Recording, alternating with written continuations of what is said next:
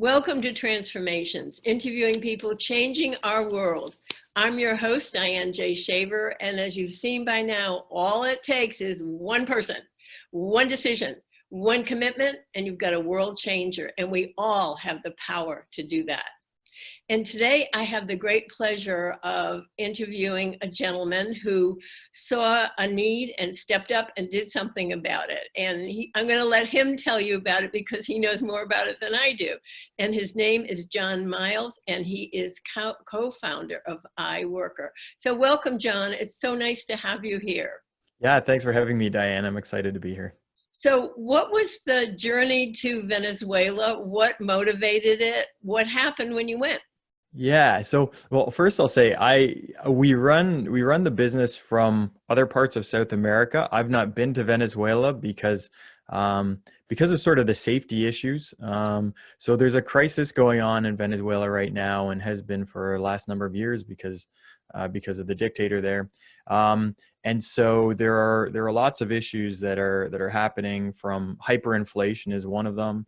The crime rates are really, really high, and just things like being able to get gas in your car. So we've got a guy, one of our managers within our business. The other day, it just really hit me. He said, "Hey, I need to take a few hours off. I've got to go get gas in my car," and it's just, they have to go and line up, and in some cases I think he's buying gas not from a gas station but just from somebody who goes around and sells it in barrels and siphons it into their car. So there's a crisis going on in Venezuela that's pretty serious. And so my business partner and I met down in Buenos Aires, which is where we started the business. I had been managing a couple brick and mortar businesses in Canada. And I had the opportunity to sell my ownership in those businesses and just do something new. And so I knew that I wanted to continue sort of on my entrepreneurial journey. But also I said, okay, this is kind of a cool spot. I've got nothing tying me down to Canada, so why don't I go and learn another language and experience a different culture? So I went down to Buenos Aires. It was somewhere I had been before and really enjoyed. And it was down there that I met my now business partner, Jeb. And we were doing other things. Jeb had a couple of successful online businesses at the time, and I was doing some consulting.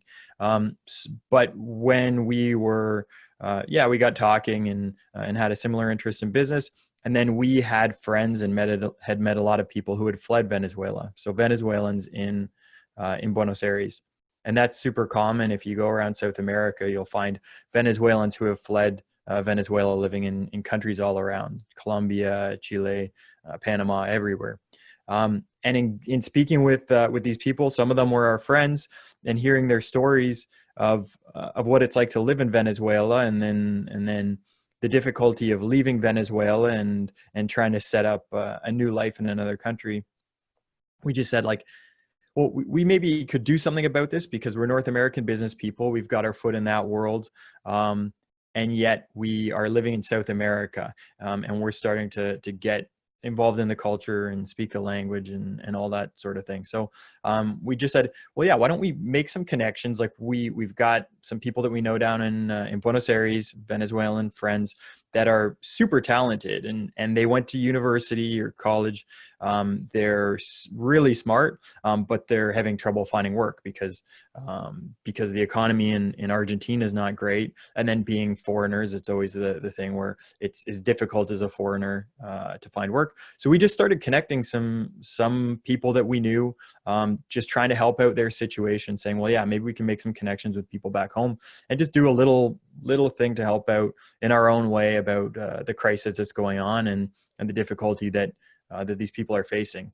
And it just went really well on both sides, in terms of we had a lot of people from back home who were friends of the people we had connected with work, and said, hey, do you know anybody else down there that's similar to Carlos? Because I'd be interested in hiring them. And then on the other side of it, we had lots of people who were friends and family of the initial people that we had connected with work, saying, hey, like, if you have any other online work, I'd love to be considered as well. So we thought, like, yeah, there's something here. And so why don't we explore this, spend some more time on it every week and see what we can do.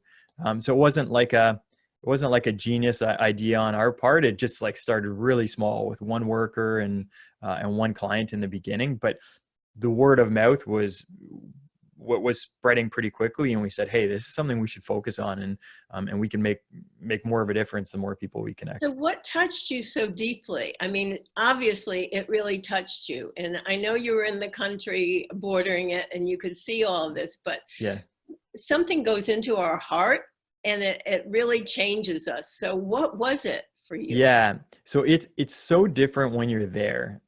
So I think anybody who's in that position, it's talking to people who so you get talking to people who are my age, and they remind me so much of my friends back home. They've gone, as I say, they've done university, college back in Venezuela, a 6-year business degree, for instance, and it's like they're having trouble finding work. And I see my friends who are doing really well, and they remind me of each other, but I'm like, I see the difference of, okay, we just happen to grow up I'm Canadian. I happen to grow up in Canada and have had lots of opportunity. And when I graduated school, the economy was pretty good. And just realizing that the only difference between us and the people I had met from Venezuela was just where they were born.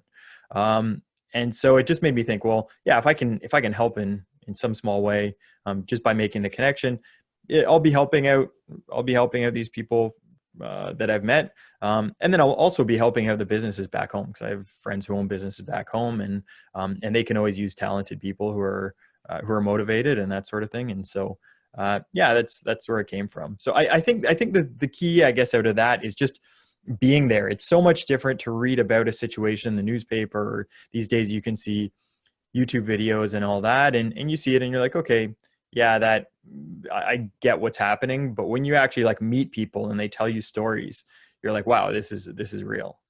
So when did the concept of iWorker as a solid business, when did that happen? Was it a gradual thing? Was it something that you were brainstorming with? How did that happen?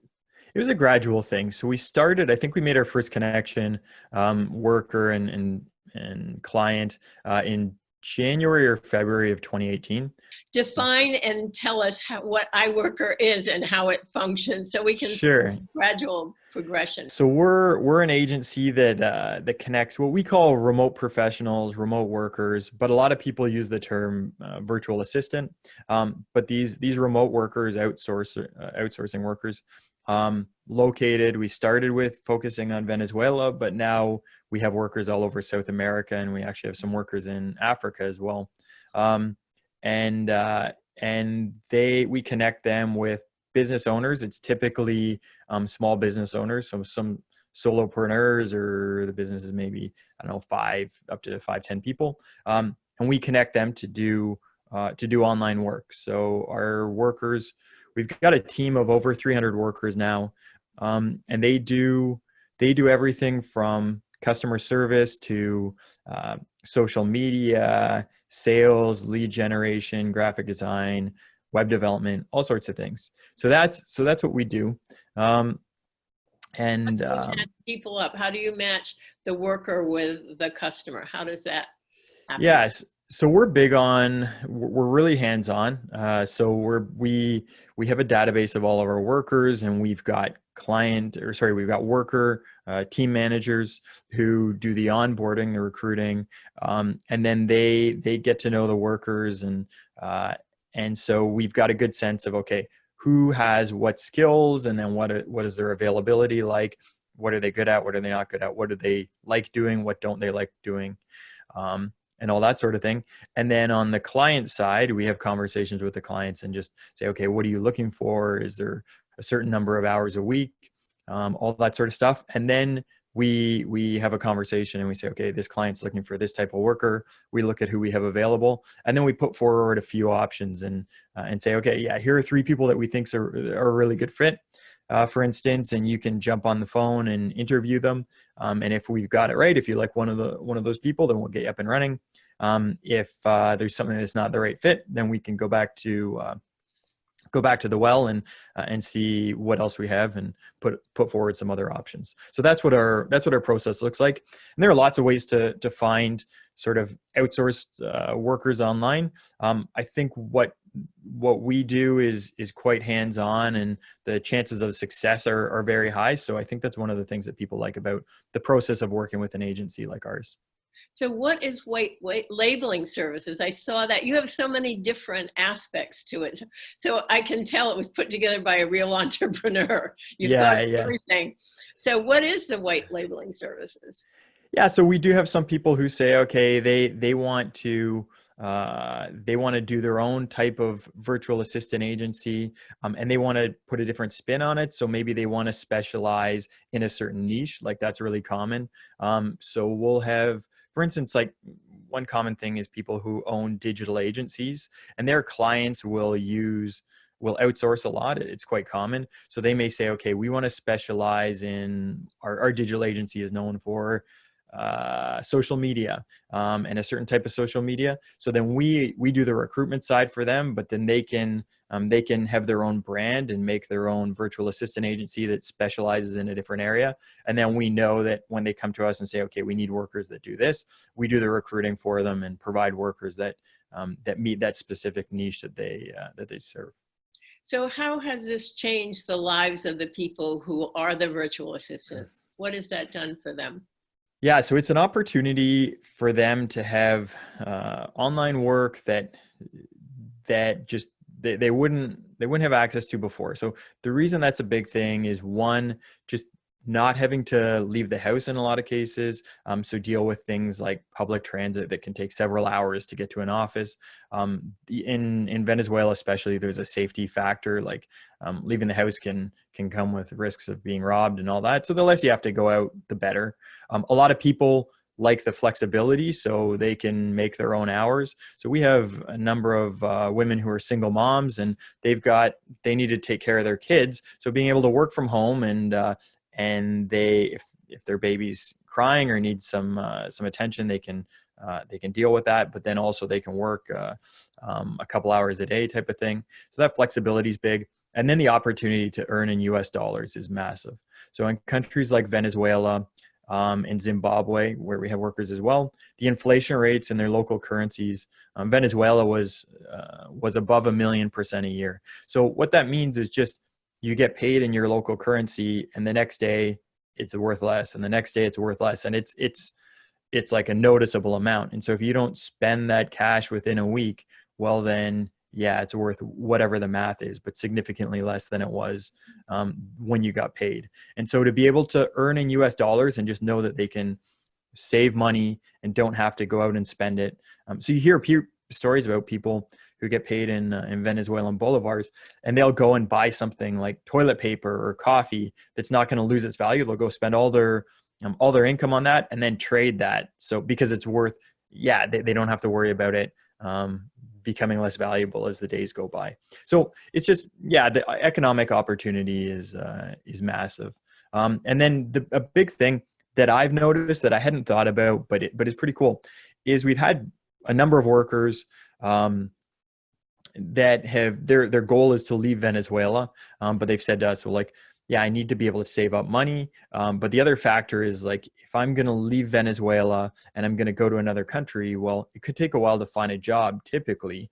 But once they're working with us, they've got stable employment. And so we've had people who say, hey, I'm going to be leaving on, like, at the end of the month. I'm going to need a couple days off to move. But then Monday morning, they're back up and running and they've got income. So they can move to Chile or Argentina or Colombia.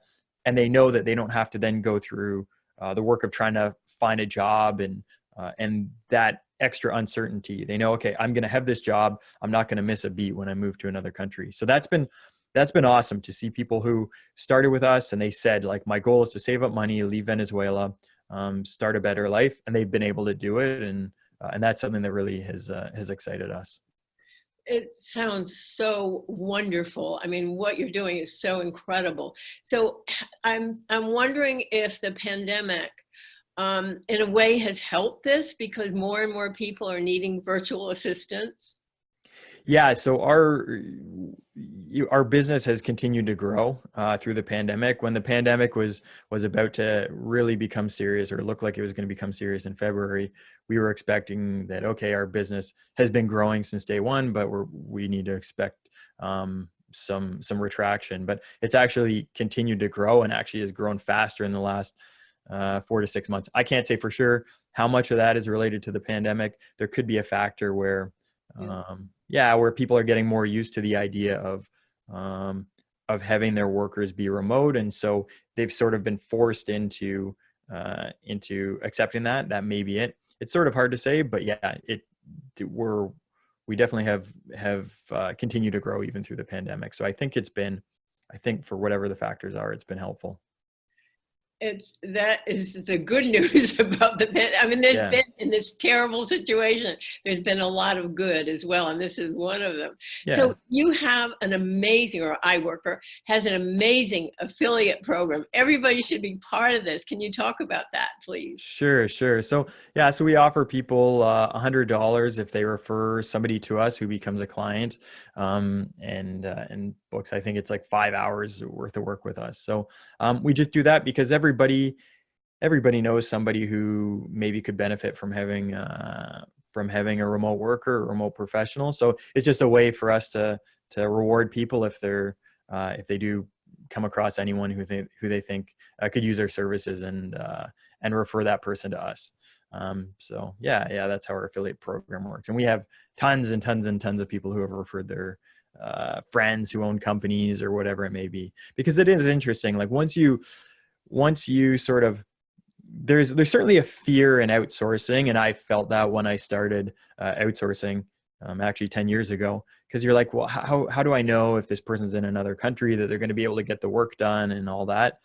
But once you start having some good experiences, you realize there are so many things that you can actually outsource successfully, and it can be super, super freeing. And so I just say that to say, like, people in sort of any sort of business really could outsource, and could use a worker to help out with email management or customer service or social media. So yeah. Yeah, absolutely. Because now everybody is doing social media and everything, and we all get inundated with everything. So it's a really good thing. So is this your main focus right now? Are you doing other businesses? Because you're an entrepreneur, which means you're going to keep thinking of new things. I understand that part of it. I am one as well. So what else is going on for you? Yeah, so in January, my business partner Jeb and I started sort of like a small um, web development business, because we've seen like there's demand for web development. There's a lot of demand for web development. So we're working on that. And then we're also in the midst of we've done a pilot program that's been successful on a social media specific business. So just really managing people's social media for them in situations where people either just that they don't have a passion for social media. And so it's something they know they should be doing, but they're just not getting to, or they don't have the time. And so putting together a system where we can run people's social media with like the best practices, and do it in a way that they get quality content on a regular basis and don't have to worry about doing it themselves. So that's the newest thing that we've been focused on. So now you can hire people from iWorker to work for you. This is Yeah, good. yeah. We said that like when we first started this business, we're like, this is cool, because we are entrepreneurial, Jeb and I, and are always thinking of new ideas. And we said, this is cool. Like, we've got access to amazing workers, and if we have this many people applying, we can take the best ones and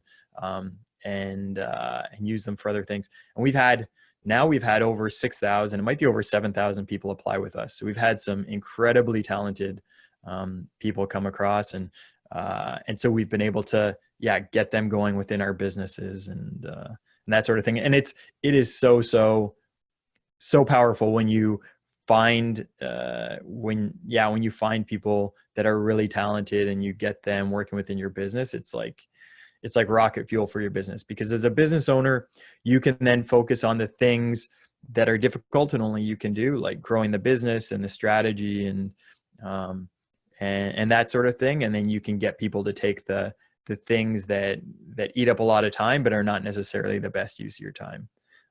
So we've been trying to practice what we preach and leverage those skills that we have access to, for sure. I love that. So you took a concept that was pretty much out there and you put it together with a crisis situation. And there are so many crises all over the world right now, and in the developed countries as well.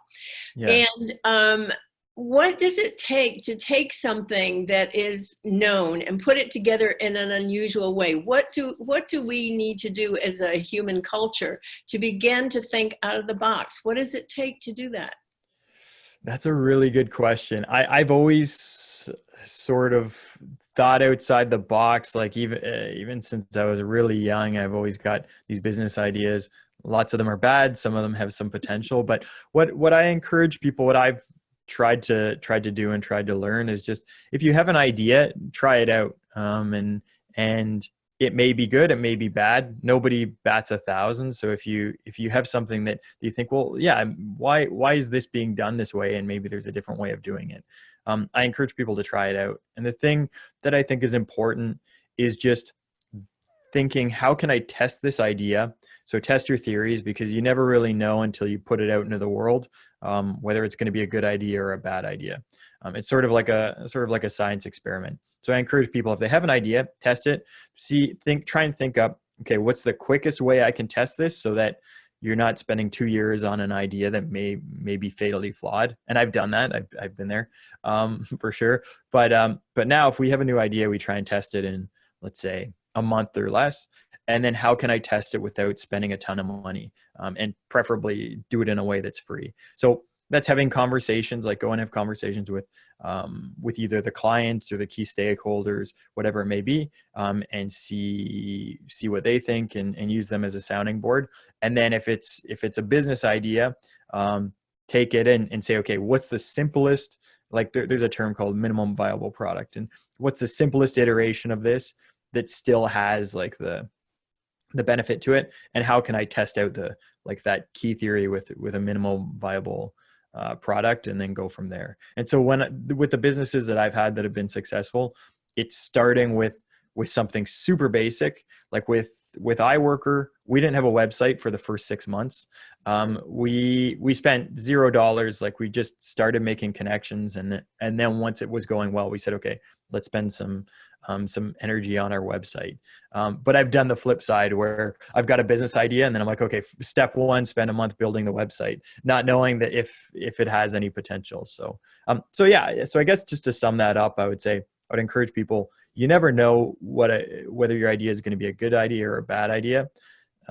So just try and test it out, and test it inexpensively. So you're not betting the farm on something that you don't know is proven, and then test it out as quickly as possible. And so the more things you try, you're going to have a better chance at success, just by trying a lot of things and seeing what works in the real world. But what I really love about doing things in a small way is that it doesn't take votes of Congress or whatever body that is. And it can be done pretty fast. And as you said, very inexpensively. So I think there's so many problems that can be addressed that way. And we just need to encourage people, if you see something that is troubling to you, see what you can do about it, and do it in a simple way and make it into a business. I love that. Yeah. So it's okay to have grand ideas and grand plans and say like, oh, I'd love this to be have this many, whatever it may be, and be this size in a number of years. But you can get there by just starting super, super simple, and the business will evolve. So the complexity in our business is, it's exponentially more complex now than it was when we started, but we just started with something really, really simple, and then it evolves. Every day you improve and improve. And then after time, 2.5 years later, you're like, okay, in our case, we now have several hundred workers, several thousand clients. We have databases and software and back-end systems that are fairly complex. But those just grow over time. Like, you don't have to plan them. Just start with the idea, really start with the idea, and try and find something that works in the real world. And once you find that, then the rest will follow.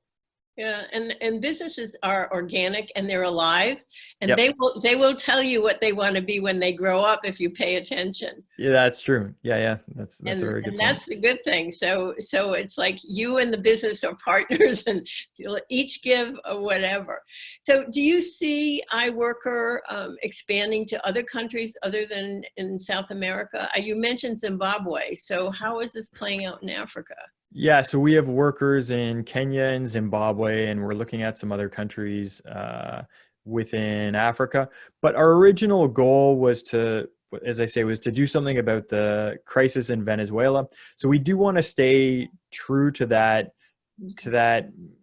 I guess, mission of being able to provide work to people who don't necessarily have the same opportunity. So there are some other countries that we've looked at and we said, okay, well, yeah, you can get great workers there, but it doesn't necessarily fit in with what our goal from the beginning was. So yeah, we are looking to expand, but at the same time, we're sort of careful about the countries that we're hiring from, and we want them to match like a certain set of criteria. But we'll be expanding because we're now at the point where we've got so much demand. We're just trying to our biggest thing at the moment is trying to find enough good quality workers.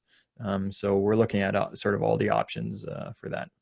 Well, it's really interesting to me that a vision grows, a vision changes over time, but sometimes you have to be really clear about what that vision is. And even though there are interesting sidebars, it may not be the thing. So has your vision changed much since you began iWorker? It certainly has. It certainly has. We try not to get too distracted, and it's so tempting because we're being sort of entrepreneurial minded. We always have these. We've had so many ideas, and we're like, oh, we could do this, and we could do this, but then we need to step back and say, okay, this is working. We don't want to get distracted. There's only so much time in the day, and so we want to make sure that the things that we're focusing on and spending time on are going to be the best use of our time, essentially. So yeah, our vision has changed a little bit, but we are trying to just to remember what's gotten us here and what has worked, and not get too distracted by the next shiny object, because I'm certainly guilty of that, and have to remind myself constantly that, okay, there's only so much time in the day. You can't do everything. So what's important? So that's a constant constant battle. So how has this changed your life? I mean, on a personal level, how has this changed you? Yeah. So I think one thing is just I really enjoy working on the business, and I really like the people that work within iWorker. So we've got a team of maybe around 10 people working within iWorker, and I like every person, honestly, that I work with. So just from a selfish standpoint, it's something I enjoy working on. Like I work 7 days a week, and I don't feel like it's a chore. Like some days there's a lot and it can be stressful, but I honestly like 90% of the stuff we're doing day to day. So that's been awesome, and it's been really, really amazing to have a group of people that I'm working with that I just really, really enjoy talking with and everything day to day.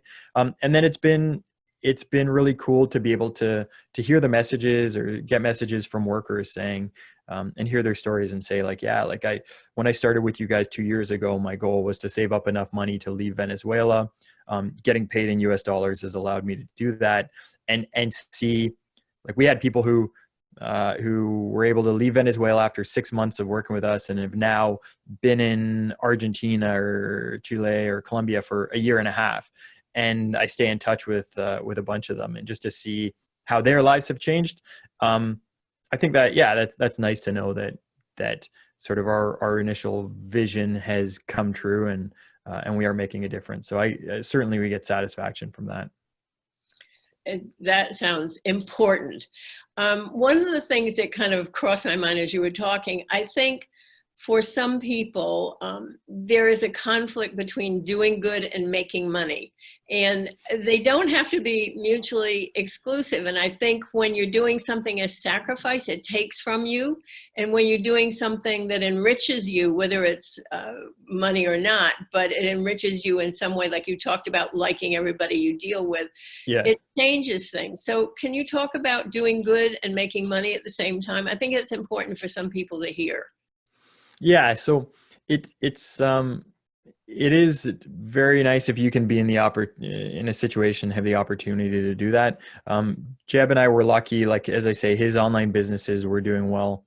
And I had just sold some ownership in some businesses, and then had sort of fallen into a job where I was doing some consulting as well. So neither of us were under the gun to start a new business and make a ton of money at it. So we were in a lucky position where we were able to start this business with a social focus. So we take a small margin, but we set that from the beginning, and we said, okay, let's set out what the plan is for the margin. If we hit these different sort of milestones, we'll actually like pare our margin back. And try and pour more money into the business. So we set that out from the beginning, and we were just in a lucky position that we were able to do that and weren't under the gun. But I also get, like, there are lots and lots of people who have families that they need to feed and that sort of thing. And so if they're starting a business, like, they need it to succeed, and maybe they've invested money in the business. So it is a balancing act, but I do encourage people to think about sort of the impact of their business if they can. And the thing that I found is, because we set it up so it wasn't all about making as much money as we could, it actually has had some benefits. So we've had lots of workers referring their friends and family. The turnover rate for workers has been extremely low. So when we find good workers, they tend to stay with us. And then we've had a really good word of mouth on the client side. So you sort of hear that, like, if you make decisions that aren't based purely on profit, it's sort of like you have the wind in your sails. And we have found that to be true. Yeah, I think that's an important distinction, and also that it is all right for people who are not in the position that you are in, to make money at the same time that they're doing good. And sometimes that's a conflict for people. Doesn't mean you want to get rich over misery. I'm not talking about that at all. Yeah. But that, I mean, making a profit is also a very good thing, because it sustains whatever it is that you're trying to do. Yeah.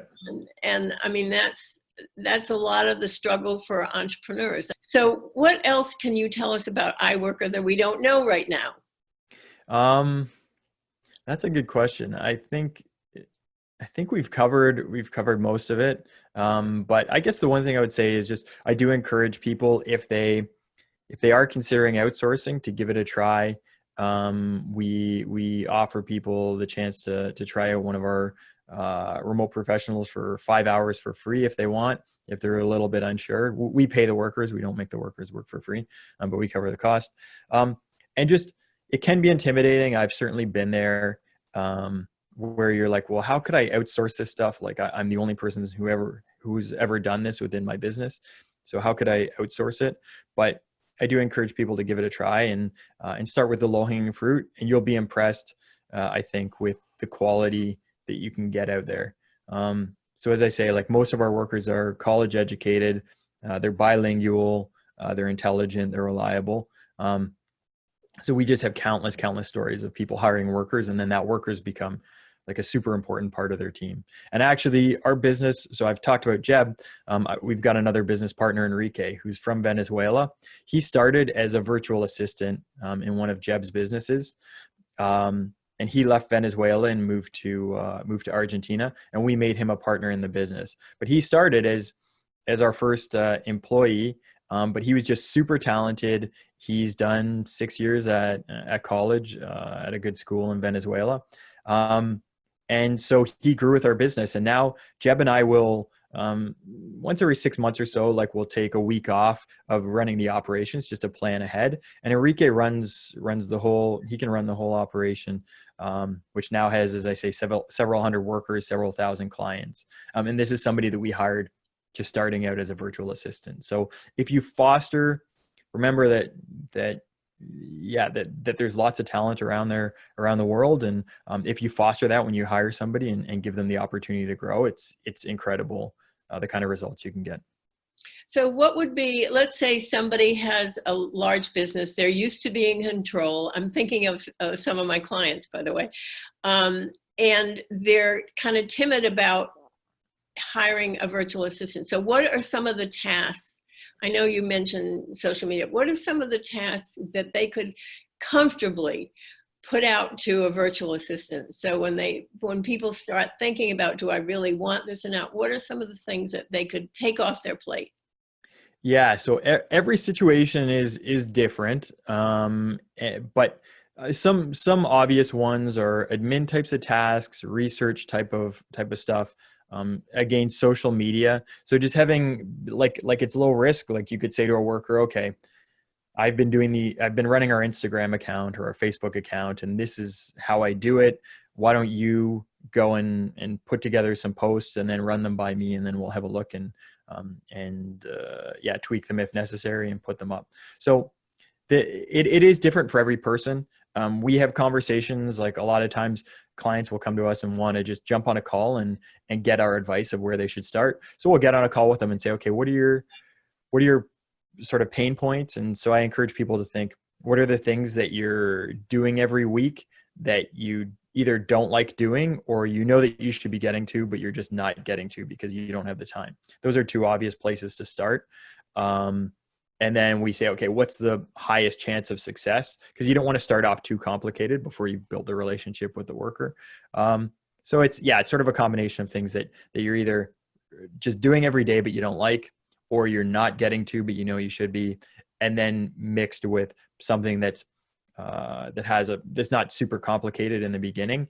And then you start with that stuff, get some early wins, and then you can grow and you can develop your processes and say, okay, what else is this worker good at? So did they go to school for digital marketing, or did they go to school for whatever it may be? And then you say, okay, what are they especially good at? And then what else can I peel off and give to them? So just start small and then grow, let it grow from there. We have tons of clients who have started with a few hours a week worth of work, and then they've grown up to full-time with those workers. That's super common. Wow, I love that it's full time. I didn't even think about that when I started thinking. I love this. Yeah. No, sorry, I was just going to say, like, one thing that's unique is just with the way we do things is we do allow people to hire workers for 5 hours a week type of thing. So you don't have to commit to full time, but we do have lots of clients who are working with those workers full time. So because we can connect workers with several clients, you get the commitment of as if this is this worker's full-time job, because it is, but you don't have to commit to full-time hours. So it makes it easy to sort of dip your toe in the waters at first. It sounds easy. I love it. So any last words, anything else you want people to know about you, about Venezuela, about iWorker, anything? I don't think so. I think we covered it all. Okay, this has been absolutely wonderful. Thank you so much for the work you do, number one, and for setting that up and helping people who really needed it. And thank you for being on Transformations. I really appreciate it. Yeah, thank you, Diane. I've really enjoyed our conversation. And thank you to our audience for joining us. And I'm your host, Diane J. Shaver, reminding you that it doesn't take a whole lot to make a big change. So maybe one day I'll be interviewing you. So I look forward to seeing you next time. Until then, bye-bye.